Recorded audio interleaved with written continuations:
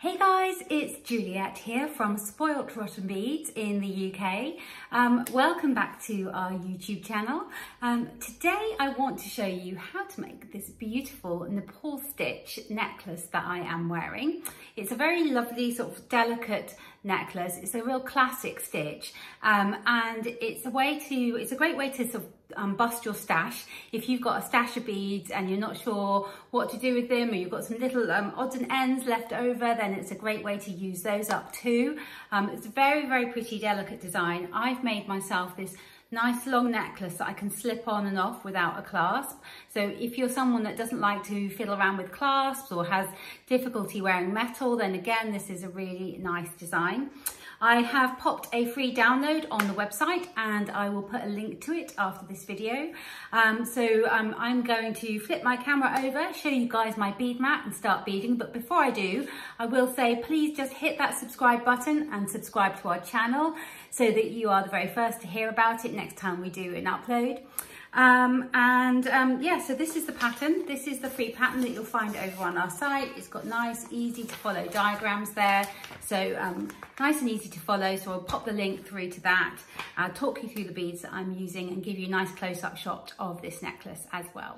So this is my lovely Nepal stitch necklace. It's very delicate and lacy. It's just so lightweight to wear. It's beautiful. It was very quick to make as well. It's one of those things that builds really, really quickly.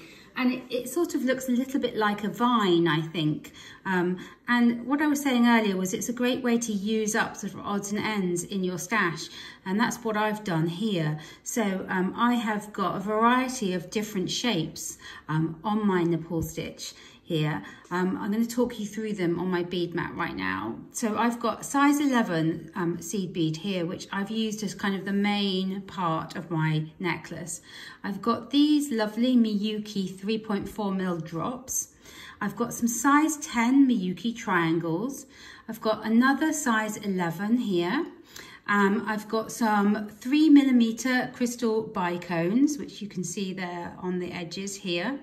And I've also got some more size 11s there.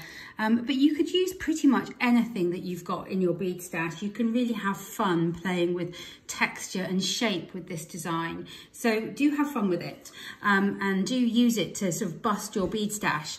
One thing I will say about this design, this whole pattern, is it's one of those patterns where you will find that you can see your thread. So if you look at mine here, you can see my thread, and I've used Fireline for this. When you wear it, you really don't notice that, and it's not something that you can get around really. It's just the nature of the design. I mean, if you were to be sort of just to use the size 11s, then you could probably fix it so you wouldn't see your thread if you just use the same kind of bead all the way along. But if you like to mix it up like this, you are going to see bits of your thread. So you could use Fireline like I have, but you could use something like an S-Lon D thread, which is going to, you could choose a colour that's going to blend with the rest of your design if seeing your thread there bothers you. So you may want to do that. So I've downloaded the pattern here and I'm going to show you guys how to get started and how to build those stitches. It does use quite a lot of thread, this, so be prepared for having to join your thread part way through your lovely long necklace. So I've threaded up my needle with the longest length of Fireline thread that I'm happy using.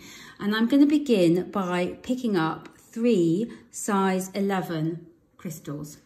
And then I'm going to pick up 5 of these size 11 in this lovely red colour here. Okay, take those down to my tail of thread. There we go. And now I'm just going to thread back through those 2 greens there. I'm just going to zoom the camera in a bit for you. So I'm threading back through those 2 greens there. And keep the camera zoomed in now. Pull this up tight and it will look like that. Okay.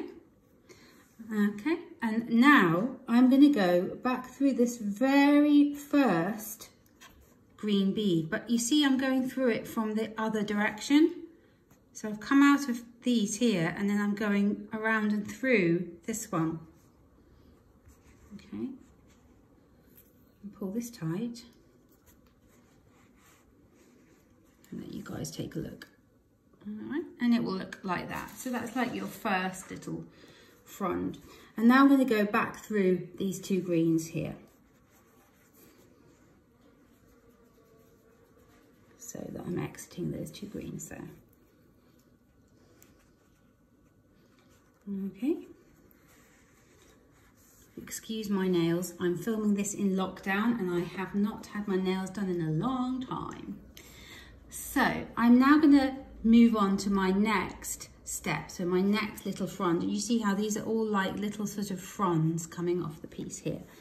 I'm picking up 3 more of my main colour of size 11, and now I'm going to move on to these size 10 triangles, and I'm just going to pick up 3 of these. So you can play around with the number of beads you use on each little loop if you like.